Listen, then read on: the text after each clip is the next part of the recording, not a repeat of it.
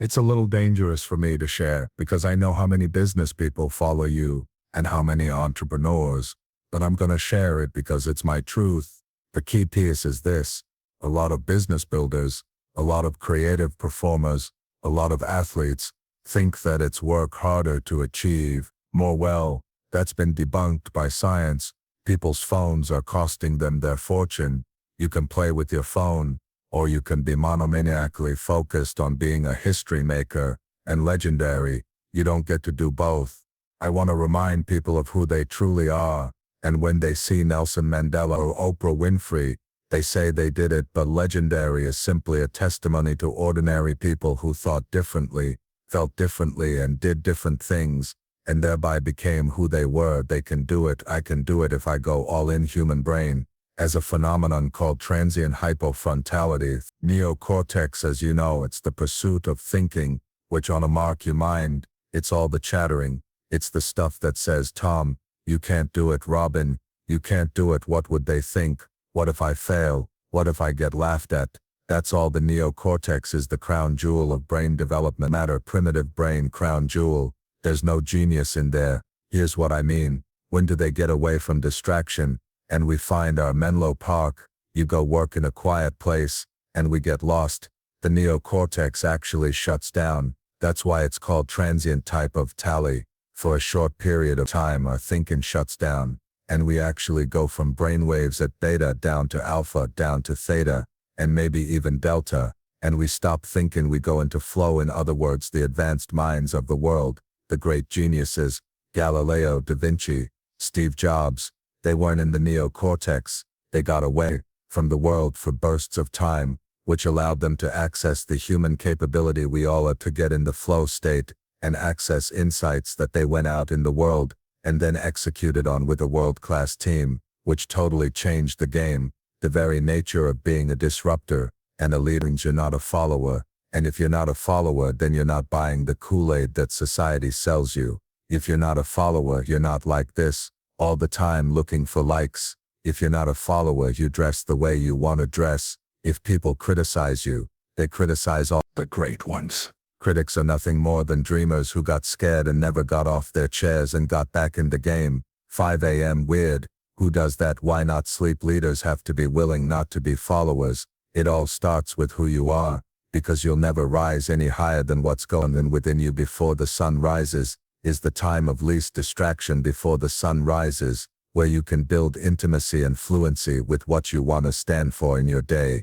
Before the sun rises, the luxury and tranquility of the early morning hours, you can do that deep inner work that will allow you to go out in the world and play at your best. So what the 20-20-20 formula is simply this. There's 3 pockets. The first pocket is move 5 to 5:20. Get into the sweaty exercise, because like I mentioned, it releases reduces the cortisol, increases your metabolic rate, which gives you more energy. So now it's 5:20. Fundamentally, you feel different. You have energy. Your state is strong. You've got a fire in your belly. Accelerate your focus. 5:22. 5:40's the second pocket of the 20-20-20 formula, which is reflect. We live in a world where a lot of people are busy being busy. What's the point being busy around climbing the wrong Mount Everest? And so clarity is one of the DNAs of mastery. You know this, if you talk to the titans of industry, we talk to the people really getting traction around their ambition. These are people who have a monomaniacal focus on a few things, and that they have an obsession,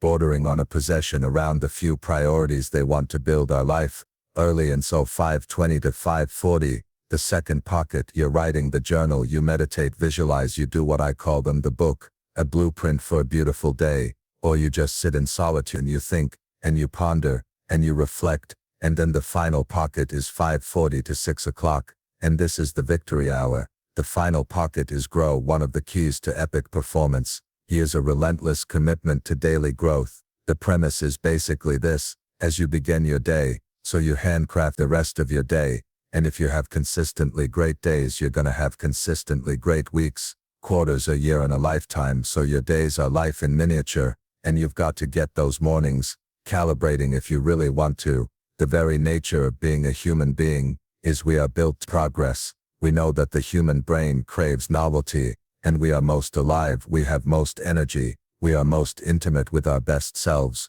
When we're progressing towards our mighty mission, everyone's talking about mindset, but mindset is just your belief system, is just your psychologies.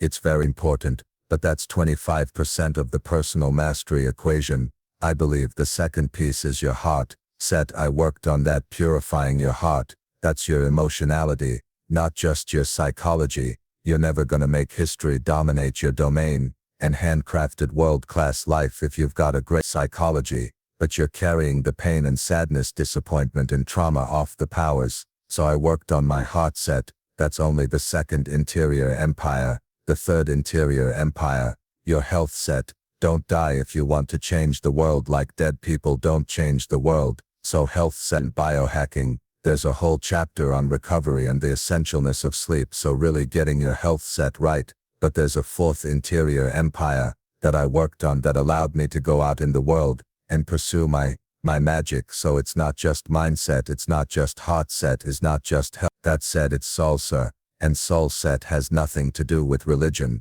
Soul set is about working on your character, so you access your nobility and your bravery and your authenticity, your decency, and you find a cause that's larger than your life. So when you go out in the world, every single morning people might ridicule you, because every genius is really cured before they're revered. People might throw stones at you, but you use them to build monuments of mastery. People might not understand you, because any disruptors would be misunderstood. And even if you're an army of one, a Galileo, Steve Jobs, or How to Fill Night, you continue it all. I think what's happened on the planet right now is there's been a great seduction and a great brainwashing. When we are kids, we want to be astronauts, we want to be billionaires, we want to be history makers, we want to do all our dreams. Then we stand in awe and wonder, and we're full of curiosity, and we're loving, and we're passionate, we're strong, we're not afraid to be ourselves.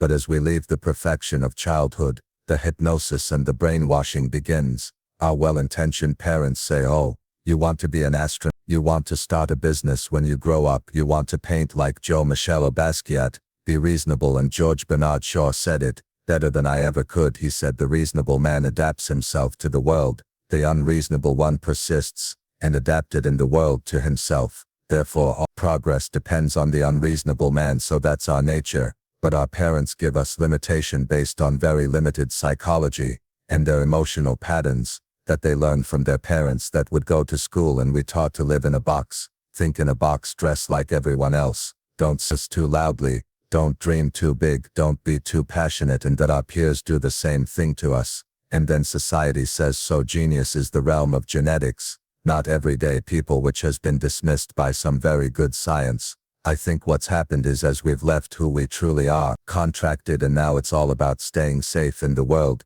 versus going out there and letting our brilliance, our primal genius shine. And a lot of people just have stuff, that pain of disappointment and their doubt really deep inside, and they just are addicted to distraction and escapes, because don't want to deal with the potential that they've denied.